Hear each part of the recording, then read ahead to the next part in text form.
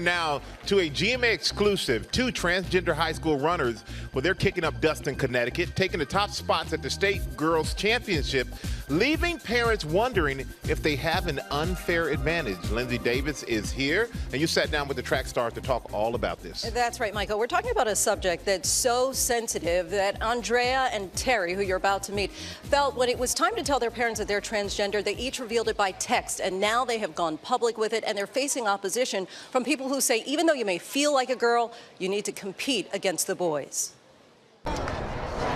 Terry Miller and Andraya Yearwood dominating the competition at the Girls Track and Field Championships in Connecticut earlier this month, coming in first and second place respectively. And while it was a state race, their wins are making national headlines, not because of what they did, but because of who they are, two transgender girls. When was the first time that either of you found any kind of opposition to you participating on the girls' team? I was expecting it, so every day I'll go home, search up Track and Field High School, Terry Miller. Because you wanted to know what people were saying? Yeah. Some of those comments were harsh. Critics complaining that Andrea and Terry both have an unfair advantage since they were born boys. At what point do you decide, actually, it's more appropriate for me to be on the girls' team and competing with other girls? I decided that the summer before 9th grade. They've both started hormone therapy and say that for the most part they've been welcomed by friends, family, coaches, and administrators with open arms. But there is some backlash from parents and students. Two petitions were even started in an attempt to change the current rule of the state's governing body of interscholastic sports. The rule states that students are entitled to participate on a team based on their gender identity, how they identify. The girls athletes are at the physical disadvantage compared to the transgender female. Bianca Stanescu started one of those petitions after her daughter Selena lost to Andrea and Terry at a track meet in May. They have naturally testosterone within their body that has been proven to give a physical advantage in sports. The mom, who was unaware that the girls were already undergoing hormone therapy, has gotten a little over 100 signatures. Medical science tells us that estrogen hormone therapy does change the body, replacing some lean muscle with fat.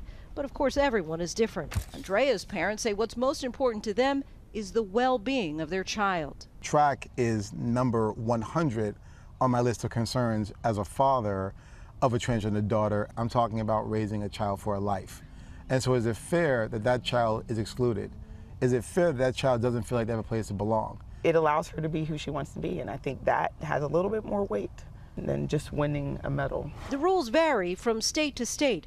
In 7 states, including Texas, students must play on the team that matches their birth certificate, or have undergone surgery, or have had extended hormone therapy, while the NCAA requires the completion of 1 year of testosterone suppression.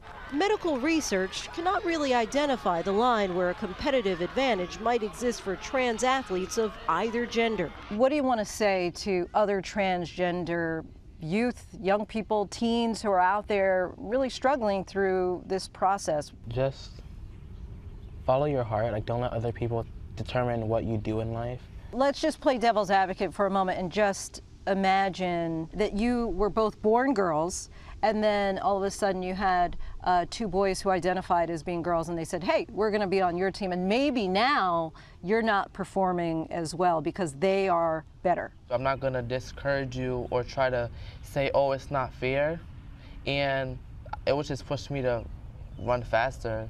I'd be happy for them because they get to do what they want. They're happy, so then that should in turn make me happy. And they're brave. They're just different from everybody.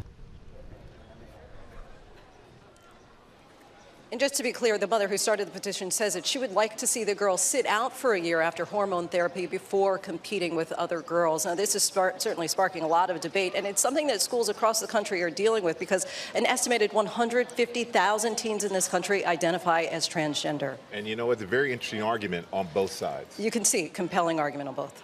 Definitely. Thank you so much, Lindsay. Hi, everyone. George Stephanopoulos here. Thanks for checking out the ABC News YouTube channel. If you'd like to get more videos, show highlights, and watch live event coverage, click on the right over here to subscribe to our channel. And don't forget to download the ABC News app for breaking news alerts. Thanks for watching.